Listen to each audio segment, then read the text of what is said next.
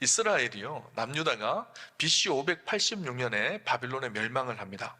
그때 멸망을 했을 때 바벨론은요, 남유다에 있었던 똑똑한 사람들을 다 데리고 바빌론으로 데리고 갔어요.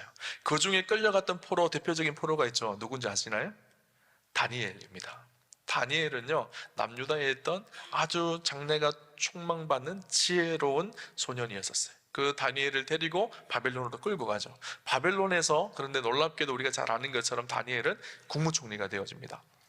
그런데 이 바벨론이요, 페르시아의 멸망을 당합니다. 성경에 바사왕국이라고 나오죠. 페르시아의 멸망을 당하는데 이 다니엘은 굉장히 지혜로웠던 사람이었죠. 그리고 신앙의 결기가 대단했던 사람입니다. 그래서 바벨론에서도 우리가 잘 아는 것처럼 국무총리가 되어지지만 페르시아 땅에서도 국무총리의 사명을 감당합니다. 대단했던 사람이죠. 그의 영향력이 정말 대단했던 것 같다라는 생각이 듭니다. 심지어는 페르시아의 왕이었던 다리오 왕도 이 다니엘의 하나님을 찬양하는 일들이 일어나죠. 그렇죠. 자연스럽게 다니엘은 페르시아에 살면서 페르시아 사람들에게 야훼 하나님에 대해서 이야기하게 했을 것입니다. 그리고 그가 가지고 있었던 메시아의 비전, 하나님 나라의 비전이 다니엘을 통해서 페르시아 사람들에게 전해졌을 것입니다. 이 파르티아 사람들은 바로 이 페르시아의 후손들이거든요. 당시에 천문학이 굉장히 발달해 있었는데, 오늘 이 동방 박사할 때 이 박사라는 말이 마고이라는 단어인데, 이 마고이라는 단어는요, 천문학자, 별을 연구하는 사람들이라는 의미입니다. 아마 이 다니엘은요, 구약 성경에 나오는 메시아의 별, 메시아가 오실 때 나타나는 징조에 대해서 그들에게 이야기했던 것 같아요. 그래서 이것이 구전으로 계속적으로 전해져서 이 천문학자들, 당시의 페르시아의 천문학자들은 이 메시아의 별에 대해서 연구하고 있었던 것 같아요. 성경에 보면 구약에 어떤 말씀이 있는가 하면 이사야 9장 1절 2절에 보면 이런 말씀이 있습니다. 전에 고통받던 자들에게는 흑암이 없으리로다. 흑암에 행하던 백성이 큰 빛을 보고 사망의 그늘진 땅에 거주하던 자에게 빛이 비치도다. 고통 속에 힘들어하고 있는 그들에게 큰 빛이, 큰 별의 별빛이 보여지게 되어질 것이다. 이것이 메시아의 오실 모습이라는 것을 이야기합니다. 민수기 24장 17절에 보면 내가 그를 보아도 이때의 일이 아니며 내가 그를 바라보아도 가까운 일이 아니로다. 한 별이 야곱에게서 나오며 한 규가 이스라엘에게서 일어나서 한 별이 야곱의 후손을 통해서 나타나게 되어질 것이다 라고 그렇게 말합니다. 결국 베들레헴의 광명한 이 별빛은 메시아의 탄생을 구하는 소망의 별이었던 거예요. 예수님도 당신을 표현하실 때 새벽별이라는 표현을 쓰십니다. 계시록 22장 16절에 보면 난 다윗의 뿌리요 자손이니 곧 광명한 새벽별이라 하시더라. 이 페르시아의 다니엘을 통해서 하나님에 대한 이야기를 듣고 메시아에 대한 소망을 가지고 있었던 그들이 별을 관찰하다가 구약에서 얘기하는 그 별을 보게 되어진 것이죠. 그래서 저 파르티아 먼 동방에서 예루살렘까지 그 별을 보고 따라옵니다. 그 거리가 추측하기에는 약 1500km 정도 된다고 합니다. 지금은 1500km면 비행기를 타고 가면 되고 차를 타고 가면 되지만 그들은 비행기를 타고 가거나 차를 타고 갈 수가 없었죠. 낙타를 타고 가는 거예요. 몇 개월이 걸렸을 것입니다. 오랜 시간이 걸렸을 것입니다. 그곳에는 강도의 위험도 있고 강의 위험도 있고 사막의 위험도 있고 광야의 위험도 있고 들짐승의 위험도 있고 수많은 어려움들이 있었죠. 그럼에도 불구하고 그들은 소망을 가지고 유대인의 왕으로 오실 메시아 그분이 오셨다는 그 기쁜 소식 때문에 별을 보고 예루살렘으로 오게 되어진 것이죠. 예루살렘에 와서 그들이 가장 먼저 간 곳이 어딜까요? 헤롯 왕궁이었습니다. 왜냐하면 왕이 나실 것이기에 당연히 왕궁에서 왕이 날 것으로 생각을 한 거예요. 자기들은 먼 이방에서 이렇게 찾아왔지만 이미 유대인들은 왕이 날 것을 알고 있을 것이라고 생각을 했던 것 같아요. 그래서 이 동방 박사들이 뭐라고 묻는가 하면 유대인의 왕으로 나실 리가 어디 있느냐 그렇게 묻습니다. 유대인으로 나실 왕이 어디 있느냐 사람들이 다 알고 있을 것이라고 생각을 했어요. 그런데 아무도 그 사실을 몰랐죠. 그 이야기를 듣고 헤롯이 어떻게 됐을까요? 헤롯 왕이 소동이 일어난 거예요. 오늘 본문 1절에서 3절까지 볼까요? 1절부터 3절까지 내용이 제가 설명한 내용입니다. 헤로드 왕 때에 예수께서 유대 베들레헴에서 나심에 동방으로부터 박사들이 예루살렘에 이르러 말하되 유대인의 왕으로 나신 이가 어디 계시냐? 우리가 동방에서 그의 별을 보고 그에게 경배하러 왔노라 하니 헤로드 왕과 온 예루살렘이 듣고 소동한지라. 여러분, 헤로드 왕은 누구였을까요? 왜 그가 소동을 했을까요? 헤롯 왕은요, 유대를 다스리는 분봉왕이었습니다. 원래 헤롯은요, 유대인이 아니었었어요. 에돔 사람, 이방 사람이었는데 그의 마음속에 왕이 되고 싶은, 권력을 얻고 싶은 열망이 대단했던 야망의 사람이었었어요. 그래서 그 권력을 얻기 위해서 로마 황제에게 뇌물을 줍니다. 그리고 그 권력을 얻어냅니다. 그래서 유대의 분봉왕으로 유대 지역을 다스릴 수 있는 왕의 권리를 로마 황제로부터 얻어서 다스리는 분봉왕이었었어요. 그런데 어떤 얘기를 듣죠?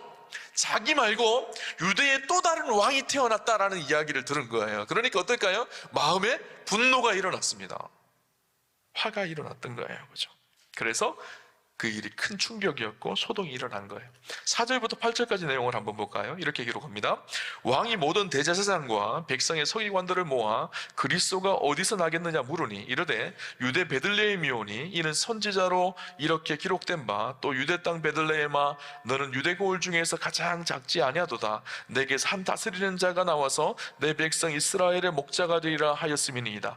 이에 헤롯이 가만히 박사들을 불러 별이 나타난 때를 자세히 묻고 베들레헴으로 보내며 이르되 가서 아기에 대하여 자세히 알아보고 찾거든 내게 구하여 나도 가서 그에게 경배하게 하라.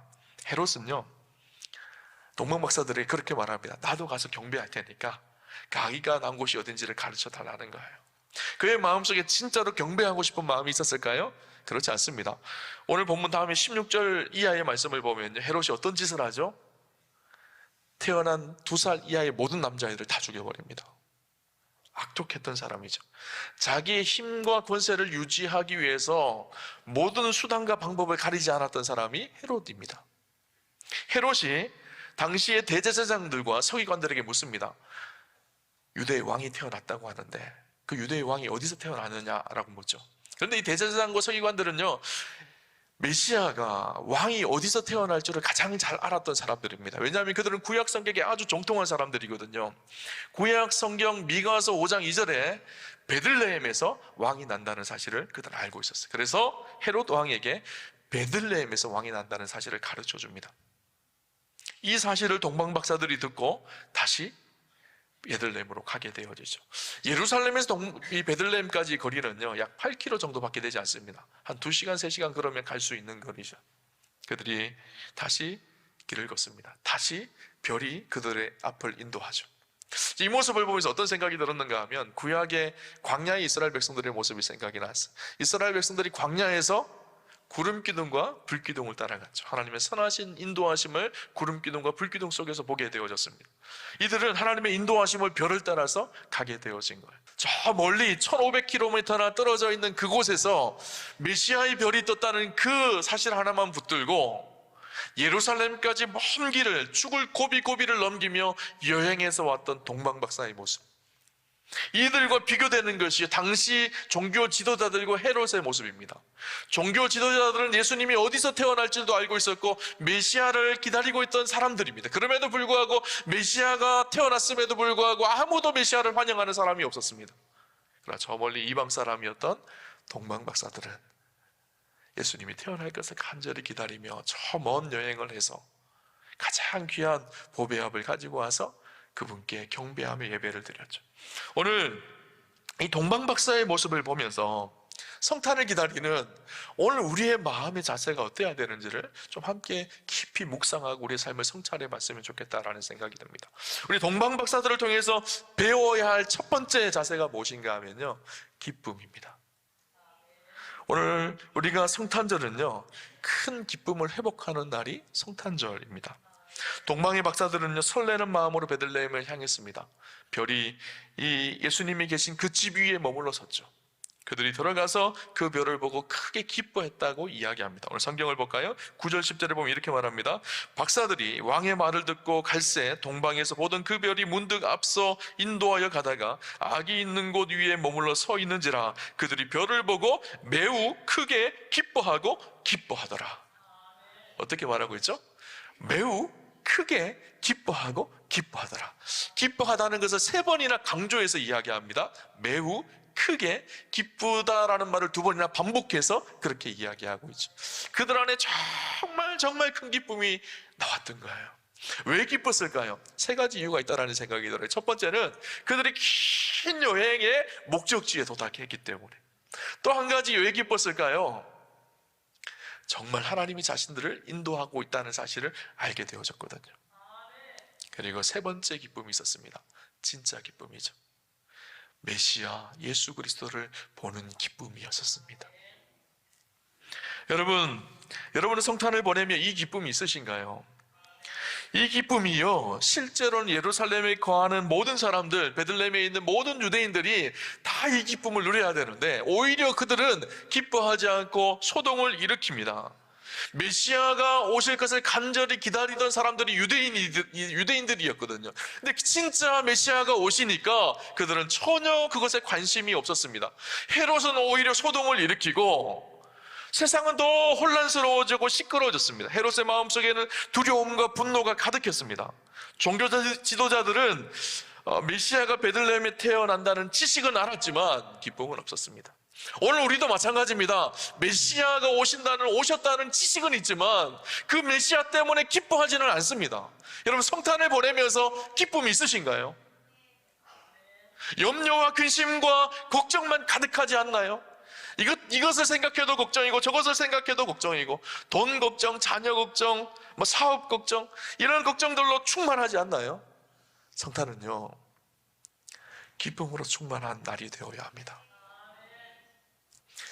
동방 박사들이 어떻게 그렇게 기뻐했을까요? 그들은요, 지금 이 먼 길을 여행하면서 몸도 지쳐있고 마음도 지쳐 있었을 거예요. 그리고 헤롯의 위협이 있다는 사실을 알게 되어지면 너무너무 힘든 상황이거든요. 그럼에도 불구하고 그들이 그렇게 기뻐할 수 있었던 것은 그들의 시선이 이 땅에 오신 예수님께 고정되었기 때문이에요.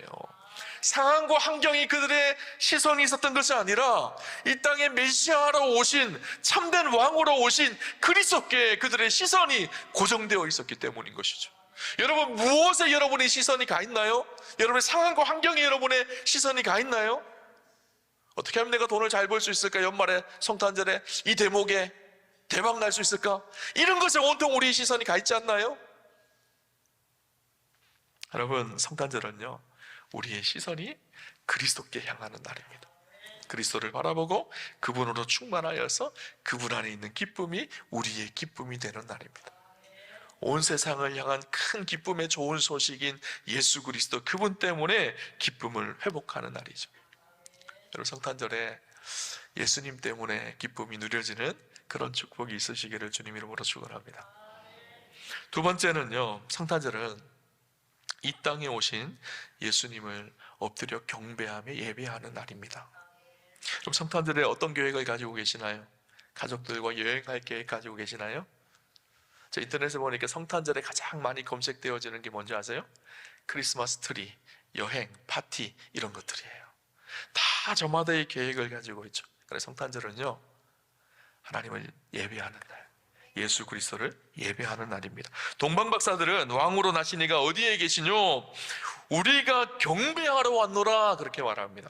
성탄절은요, 이 땅에 오신 아기 예수님을 엎드려 경배하는 날입니다. 11절을 볼까요? 집에 들어가 아기와 그의 어머니 마리아와 함께 있는 것을 보고 엎드려 아기께 경배하고 보배압을 열어 황금과 유향과 모략을 예물로 드리니라. 오늘 본문에 경배하는 동방 박사들의 모습을 보게 되어집니다. 그것과 대조되는 것이 대제사장과 서기관들의 모습이죠. 그들은 메시아가 오실 것을 알고 있음에도 불구하고 전혀 기뻐하거나 메시아께 경배하지 않습니다. 헤롯은 경배하겠다고 하였지만 그 마음속에는 진짜 경배하고 싶은 마음이 하나도 없었습니다. 우리도 성탄절이 되어지면 예배의 자리로 나옵니다. 습관처럼 예배에 나옵니다. 그러나 진짜 중요한 것은 우리 안에 메시아를 경배하려고 하는 예배의 마음이 있느냐인 것이죠. 예수님은 경배받기에 합당하신 분이십니다. 이 크리스마스라는 말 자체가요, 예배하는 날이에요. 그리스도께 예배를 드리는 날. 이 크리스마스라는 말이요, 크라이스트라는 말과 메스라는 말의 합성어이거든요. 크라이스트는 그리스도라는 말이고요, 메스는 미사, 예배를 의미합니다. 그리스도를 예배하는 날. 그렇죠? 동방 박사들이 마리아의 품에 안긴 예수님을 보고 그 자리에 무릎을 꿇고 경배합니다. 이 경배라는 단어가요, 헬라어로는 프로스피데스라는 단어인데, 이 말은 무슨 말인가 하면 신적 경배의 단어입니다. 하나님께만 쓰여진 단어예요. 여러분, 세상에 그 어떤 것도 다른 것도 경배할 수 없습니다. 마리아가 있어도 마리아를 경배할 수 없습니다. 요셉을 경배할 수도 없고요, 천사도 우리가 경배하지 않습니다. 모든 피조물들을 경배하지 않습니다. 오직 경배의 대상은 하나님이시죠. 사도행전 10장에 보면요, 어떤 일이 있는가 하면 고넬료가 베드로를 초청해요. 베드로가 고넬료의 집에 들어갔을 때 고넬료가 베드로 앞에 엎드려 베드로를 경배하려고 합니다. 그러자 베드로가 뭐라고 고백하면, 나는 사람입니다, 나는 경배의 대상이 아닙니다 라고 이야기하거든요. 요한계시록 22장에 보면 사도 요한이 천사들을 통해서 비밀의 말씀을 듣습니다. 그리고 그 천사 앞에 엎드려 경배하려고 하죠. 그때 천사가 뭐라 그러는 건, 나는 하나님이 아니라 난 피조물이라는 거예요. 우리의 경배의 대상은 하나님이십니다 라고 고백하죠. 이 경배라는 단어는요, 하나님께만 쓰여지는 거예요. 동방 박사들이 이곳에 왔을 때, 예루살렘에 왔을 때 아무에게도 경배하지 않았습니다. 심지어 헤롯 왕에게도 경배하지 않았습니다. 왜일까요? 경배의 대상은 하나님이신 메시아 예수 그리스도, 그분만이 경배의 대상이거든요. 여러분, 성탄절은 참된 하나님이시고 참된 왕이신 예수 그리스도, 그분께 우리의 무릎을 꿇고 경배하며 예배하는 날입니다. 그들은 단순히 그렇게 경배하지 않았습니다. 어떻게 경배했죠? 보배합을 열었습니다. 그 보배합에는 무엇이 들었죠? 황금과 유향과 모략이 들었습니다.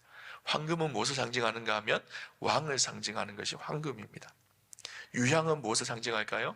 그리스도가, 예수님이 하나님 되심을 상징하는 것이 유향입니다. 모략은 무엇일까요? 우리의 희생제물로 드려질 구세주를 상징하는 것이 모략입니다. 동방 박사들이 황금과 유향과 모략을 언제 준비했을까요?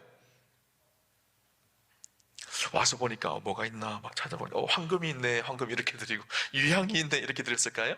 아니죠. 이미 출발하기 전부터 그곳에서 황금과 유향과 모략을 준비했던 거예요. 여러분, 성탄절에 주님 앞에 나와 예배 드릴 때 어떤 마음으로 나와서 예배 드리시나요? 무엇을 준비하고 계시나요? 성탄절에 와보니까 오늘 성탄절이네, 주머니에 보니까 돈이 있네, 이걸 이렇게 헌금해야지, 이렇게 하시나요? 아니요, 미리 준비하셔야 돼요. 깨끗한 옷을 입고, 또 성경책을 들고, 또 성탄절 헌금을 잘 준비하여서 준비된 마음으로 예배 드리는 것, 이것이 진짜 경배입니다. 참 중요한 것이 있어요. 그런데 이 모든 것도 다 중요하지만 가장 중요한 것이 있습니다. 가장 중요한 것이 무엇일까요? 우리의 마음을 준비하는 거예요. 중심을 보시는 하나님 앞에 우리의 심령을 준비하는 것이죠. 그럼 우리가 잘 아는 이야기가 있어요.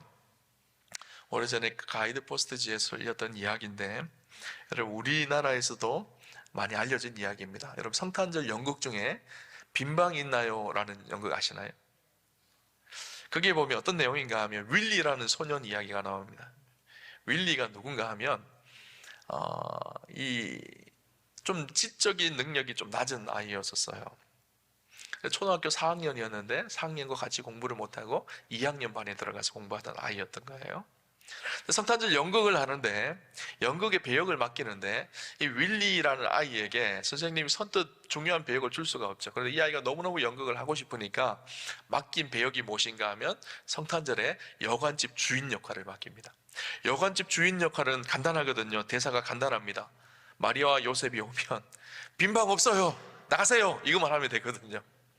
열심히 이 아이가 외운 거예요. 빈방 없어요, 나가세요. 빈방 없어요, 나가세요. 한 달 동안 열심히 연습을 했어요. 당일날 이제 성탄절 선곡이 되어졌습니다. 마리아와 요셉의 배역을 맡은 사람이 여관집에 찾아왔어요. 여관집 문을 똑똑똑똑 두드렸습니다. 그때 이 윌리가 문을 열고 대사를 합니다. 빈방 없어요, 돌아가세요 한 거예요. 너무나 잘했죠. 선생님이 뒤에서 너무 기뻐서 야, 윌리가 그래도 잘했구나 하고, 이제 윌리는 문만 닫고 돌아가면 되는데, 문만 닫고 돌아가야 될 이 아이가 갑자기 문을 열고 뛰어나가서 마리아 요셉에게 가서 아니에요 마리아님, 요셉님, 우리 집 안방이 비어 있어요, 우리 집에 오세요. 그렇게 마리아와 요셉을 초청하는 거예요. 그래, 연극이 쑥대밭이 된 거예요. 사람들이 다 깔깔 웃고 난리가 났습니다. 연극이 끝나고 모든 사람들이 그 윌리 때문에 은혜를 받은 거예요. 그 윌리의 마음이 느껴지는 거예요. 예수님을 진짜 자기 집 안방에 모시고 싶은 그 마음이 느껴진 것이죠. 여러분, 성탄절 예배를 오실 때 기억할 것이 있어요. 이 땅에 오신 예수님, 그분을 맞아들일 빈 방을 가지고 오셔야 돼요. 마음의 방을 깨끗하게 정리하고 잘 준비하고 오셔야 합니다. 수많은 사람들이 예배를 드리는데 대충 습관적으로 1년에 한 번 그냥 있는 날이니까 그렇게 예배 드릴 때가 얼마나 많은지 몰라요. 하나님께서 그거 기뻐하시지 않습니다. 이런 이야기가 있어요. 어떤 집사님 내외가 교회에서 집사라는 직분을 받았습니다. 그런데 이 남편 집사님이 교회 가기를 너무 싫어하는 거예요. 예배 드리는 것도 너무너무 싫고 지겹고 재미도 없고 따분하고. 그래서 하루는 그 아내 집사님에게 이렇게 얘기했어요. 여보, 우리 둘 다 예배 갈 필요가 뭐가 있어? 우리 집 대표로 당신만 예배 드리러 가. 나는 우리 집 대표로 집을 지킬 테니까. 그래서 자기 아내만 예배 드리러 보낸 거예요. 그래서 거기서 집에서 낮잠을 자고 있었어요. 낮잠을 자고 있는데 꿈을 꿨다고 합니다. 꿈속에 아내와 자기가 함께 천국 문 앞에 서 있는 거예요. 천국 문 앞에 천사장이 물었습니다. 당신들 부부이십니까? 그렇게 물으니까 이 남편이 예, 맞습니다. 그렇게 이야기하자 천국의 문지기 천사가 이렇게 얘기하더라는 거예요. 그럼 대표로 한 명만 천국 들어가십시오. 그러더라는 거예요. 잠이 번쩍 깼다는 거예요. 그리고 회개했다는 거예요. 내가 습관적으로 의미 없이 예배를 생각했었구나. 여러분, 우리에게 주어진 예배는요, 정말 소중한 것입니다.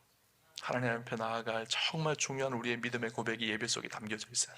여러분, 성탄절 예배에 오실 때 그냥 오시지 않으셨으면 좋겠어요. 정말 우리의 마음에 빈 방을 만들어 놓고 우리 예수님을 경배하며 예배하는 축복이 있었으면 좋겠습니다. 마지막 세 번째, 우리가 성탄절에 기억해야 될 사실 한 가지가 있는데요, 하나님의 말씀에 순종하여 다른 길을 걷는 선택이 성탄절에 있어야 합니다. 오늘 본문을 볼까요? 12절에 보면 이런 말씀이 있습니다. 그들은 꿈에 헤롯에게로 돌아가지 말라 지시함을 받아 다른 길로 고국에 돌아가니라. 동방박사들이 예수님께 경배를 하고 그날 밤 평안한 잠을 잤을 거예요. 그런데 꿈속에 하나님께서 나타나신 거예요. 왔던 길로 가지 말고 다른 길로 돌아서 가라는 거예요. 동방박사들은 영문을 아직 몰랐을 거예요. 헤롯이 어떤 마음을 가지고 있는지도 잘 몰랐을 거예요. 그런데 하나님은 알고 계셨던 거예요. 다시 그리로 돌아가면 분명히 잡혀서 죽게 되는 그 길이 돌아가는 길이었었어요. 그런데 하나님께서 그 길을 막으신 것이죠. 그래서 어떻게 하셨죠? 다른 길로 가라는 거예요. 다른 길은 처음 가는 길입니다. 어색한 길입니다. 힘든 길입니다. 알지 못하는 길입니다. 아는 길을 빨리 찾아가기는 쉽지만 다른 길을 가기는 어렵습니다. 그런데 하나님께서 가라고 하신 그 다른 길이 축복의 길이었던 거예요. 여러분, 우리가 익숙한 길, 내가 생각한 길, 내가 계획한 길을 걸으려고 할 때가 있습니다. 그러나 하나님께서 때때로 다른 길을 가라고 하실 때가 있어요. 그러나 그 말씀에 순종하여 다른 길을 걸어가면 그 길이 복된 길이 되어지는 거예요. 동방박사들이 다른 길을 걷죠. 그 다른 길을 걸을 때 하나님의 선하신 뜻 가운데 그들이 원하는 목적지 고향에 도착하게 되어졌을 것입니다. 여러분, 기도할 때 때때로 내가 계획한 길이 기도하는데 뒤틀릴 때가 있습니다. 내 계획대로 안 될 때가 있습니다. 그러나 하나님의 뜻이 무엇인지를 분별하며 하나님께서 열어가시는 길을 가는 것, 이것이 축복의 길이라는 사실을 기억하셨으면 좋겠어요. 그렇죠? 여러분, 하나님은 선한 목자세요. 그분은 우리를 좋은 길로, 선한 길로 인도하시는 분이시죠. 세상에는 두 가지 길이 있습니다. 한 길은 헤롯의 길이 있고요, 다른 한 길은 예수님의 길이 있습니다. 헤롯의 길은 어떤 길일까요? 자기의 성공과 명예와 욕망과 욕심을 추구하며 따라가는 넓은 길은 헤롯의 길입니다. 예수님의 길은 어떤 길일까요? 좁은 길입니다. 협착한 길입니다. 고난이 있고 어려움이 있을 수 있습니다. 그러나 섬기고 낮아지는 길이기도 합니다. 그러나 그 길이 힘들고 어렵지만 그 길은 생명의 길입니다. 여러분, 넓은 길을 선택해 가는 것이 아니라 예수님을 만난 인생들은 좁은 길로 가는 인생이에요. 그래서 세상과 다른 길을 걷는 사람들이 그리스도인이죠. 그죠? 저 여러분의 삶에 성탄절을 보내며 이 믿음의 결단이 있으시기를 바랍니다. 하나님이 인도하시는 다른 길을 걷는 축복이 함께 하셨으면 좋겠습니다. 말씀을 정리하겠습니다. 오늘 동방박사의 모습이요, 우리 안에도 있었으면 좋겠어요. 성탄절을 보내며 기쁨이 충만하셨으면 좋겠고요, 그분께 나와 빈방을 만들고 진심으로 경배하며 예배합시다. 그리고 다른 길을 선택합시다. 세상의 길이 아니라, 헤롯의 길이 아니라 그리스도의 길, 하나님이 인도하시는 그 길을 선택하며 걷는 저 여러분의 인생 되시기를 주님 이름으로 축원합니다.